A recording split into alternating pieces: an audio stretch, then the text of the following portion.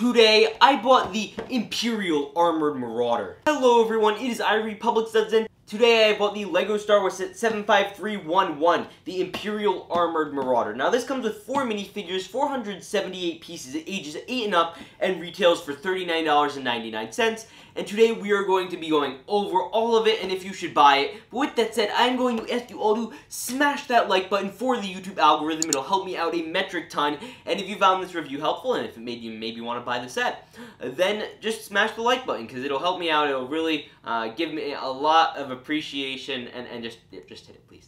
Thank you. Okay, so we are going to get right on into this. I forgot to take a time-lapse video, so we're just going to get right on into the review. Let's go. So first off, we're going to be taking a look at the box art. Obviously, this takes place on the planet of Navarro. You'll spec around a little bit and you'll notice the mortar trooper is fighting alongside Greef Karga. You know, the tank all looks great. We will turn the box art around and you see a better depiction of all the special play features, which is really cool, and we're going to be getting in all of those as well as a great battle going on. And on the side, we continue the theme of these new side box arts with the tank, and I think that looks just fantastic. So starting off with our minifigure selection, we have the ever-present Greef Karga, obviously played by Carl Weathers. This is an absolutely great minifigure compared to the previous iterations of this character. First off, you will notice his magistrate-like cloths. This figure will work great if you just want to swap out the heads and make the magistrate. But first off, face prints look fantastic. You get this more, like, you know, stern look, and then you get no other look. I thought there was a second face print, honestly, and they probably should have put one on. You get the fin hairpiece, which is nice and dandy, and then also you move down, he comes with the dark brown legs and the maroon arms, and then you turn it around, and there's some nice printing. I honestly think a cape would have probably been warranted for a figure such as this, but it is still cool nonetheless. Next up, we have the 2 Imperial Stormtroopers that come in the set. Now, they look very similar, but they are not entirely similar. First off, they are from 2019. You know, I know a lot of people are not a huge fan of them. I, myself, am not a huge fan of the helmet designs. They do come out with, however, these exclusive head molds or head prints. I believe that one's female. I'm not 100% sure. But either way, they're both very cool. You turn it around, they get some minimal back printing, which is to be expected for your Imperial Stormtroopers. Now, let's get into, obviously, the most exciting figure out of all of them. And this is obviously the Imperial Mortar Trooper. I like to call him Mustard Trooper because he's the color of mustard, and there is a lot to get into with him. First off, you get this mortar build. It is pretty simple, nothing like Clone Army Customs or anything, but it is cool nonetheless. Then you get the Mortar Trooper minifigure. First off, you get some nice yellow markings on his leg printing. Very similar to the First Order Flame, or the Imperial Flame Trooper. You know, just in yellow. You also do get this cloth on the side, which is a lot smaller than the average Imperial cloth. You take off the head and you get this pretty stern look, and then you do get this back build, which is supposed to, I guess, be like mortars. And then you take it off, and actually you get this fantastic looking design. Now, I'm not sure where they even got the reference art for this, but it feels very cool. One of the more underrated parts of, you know, all LEGO minifigures in general. I just think this is sick, and I think you'd even get away with not even putting on the backpack because this looks that cool. First, I wanted to quickly show you the instruction manual. They were very clear and simple. You have a QR code if you want to do it from your phone. You get a great look at all the things, and at the end, you get some minor advertisements. You know, the Win, the casual stuff, the Brix. Here, again, are all these sets, as well as the Skywalker Saga, which is yet to come out. And you get a look at pretty much all the Mandalorian sets that are on shelves, which are pretty cool, and I'm really excited for all of those. But let's take a look at the build. So here is a look at the tank, and it is actually a much more sizable build than I thought it would be. It's about the size of my hand, close to a little over half a foot. Now, I would like to start from the front and work our way back. So starting off, you have stud shooters.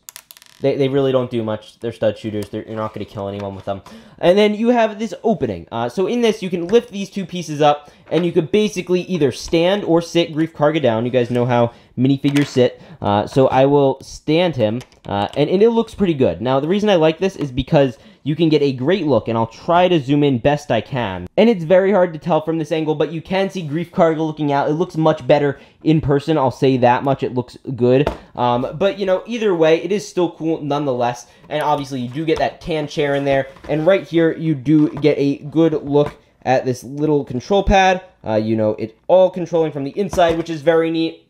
And I will say, it is certainly cramped and like it's really cramped in here, but here is a upper angle, and it's just very hard to tell pretty much anything. But then you will move up to the top angle, and you will see this little doohickey right here. Now, this is a little cap, and if you would like, you would pop this up, and on the box it depicts Grief Karga, but I'll show a Stormtrooper. He could get up in here and make this his little perch, so he could fire off the top of the bridge, which is really cool.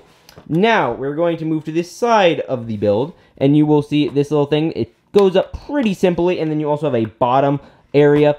And this is basically an area where you could just stand figures. You could have them walk out like so. You just have a figure. It's very difficult, I'll say that much. And there's even a seat you could have in here. There it is. This is just very difficult. And you could even push it in and close it on him.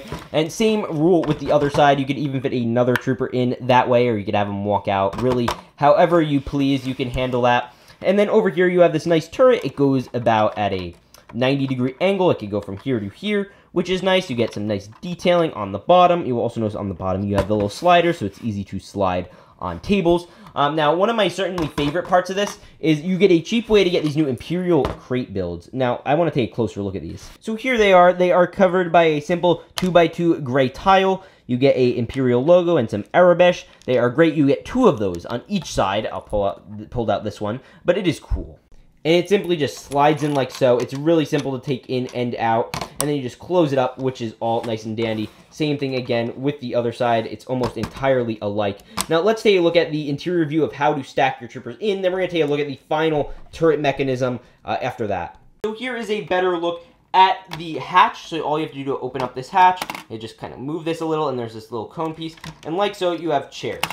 So with these chairs, you could actually fit, one second, the mortar trooper. Sorry about that, but you can compactly fit the 2 without even having to take off the backpacks, which is nice, and you get some nice, angles, and it's overall just fun. I mean, if you wanted to pack this build, and I'll talk about this a bit later, with as many figures as possible, you could fit roughly 7 minifigures if they're sitting in every seat, and there's one freestanding area up front. But let's move into the back section. Some nice studs to resemble the engines. You also get this back window almost. And then up here, you do get a stud shooter turret. Now, contrary to popular belief or opinion, it only goes in this angle. It doesn't really go 360, which I thought was kind of a flaw, and they could have made it go 360. When you were building, there was a technique where it's just like, you could have done that. But anyway, you do have this clear thing, and basically this is what controls it. This is what Grief Karga was, I think, sitting in the episode that he was fighting the TIE fighters against. And you just sit a Stormtrooper in there simply, and he can spin around like so. I think it looks great, and you just close it up, and right now everyone is inside, and it looks fantastic. So now it is time for my thoughts on this set. First off, there are some glaring problems. The minifigure selection is not entirely ideal. First off, this takes place on Navarro, and this trooper, this yellow trooper, does not, the mustard trooper, is not on Navarro, which is unfortunate. They could have put in the blue guy. I am blanking on his name, the Mithril. In this set, he would have been much more appropriate. He was in this tank. I think that would have been fantastic, since we're getting all the other characters in the Moff Gideon-like cruiser. These 2 Stormtroopers obviously were fine. This is a Imperial-type trooper transport. However, again, the figures are great, generally speaking. I'm not a huge fan of the new Stormtrooper design, which is the big contention. The Grief Karga, obviously, I think it's great. The price is a fantastic price, I think, especially comparing it to an AAT, which I will do later on. I'm going to do a comparison of these 2 sets because I think they're pretty compatible in terms of being tanks. In terms of the actual look of the set, I'm not the most excited about it. It looks kind of clunky, and overall, my opinion is you can certainly wait on this one for a Black Friday deal. This is not an immediate buy. I don't think anyone immediately needs Grief Karga. I don't think it's going to sell out anytime soon. This is going to be one of the, the more less exciting sets from this wave, and I certainly think this one you would skip out on, but I'd eventually get it, like maybe wait for the holidays, or again, Black Friday. There will probably be a sale. I wouldn't be shocked if these go down to the price of $30 to even $25. And they are pretty good for armies. If you want a decent army, you could get some good amounts of these tanks if you like the build, and you get 3 Stormtroopers in each one, which I think is pretty good. Think of it as a ginormous battle pack that's really expensive. But yeah, with that said, I hope you guys all enjoyed. Remember to peace out and stay awesome.